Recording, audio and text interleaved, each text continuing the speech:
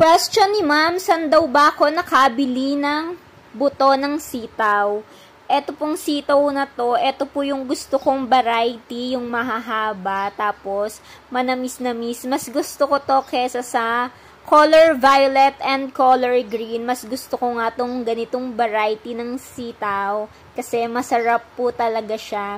Bali, binigay lang po ng kapitbahay namin yung seeds nga po ng sitaw na to. Then, tinanim ko lang po, ayan po, bumunga naman po siya.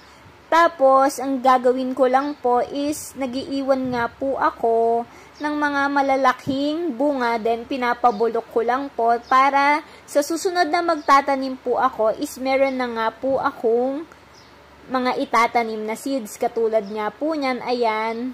I-harvest ko po yan kasi bulok na po siya. Ayan na po yung itatanim kong seeds sa susunod na magtatanim po ako para makatipid na nga rin po ako sa pagbili ng mga seeds. Kasi medyo pricey nga rin po ang mga seed.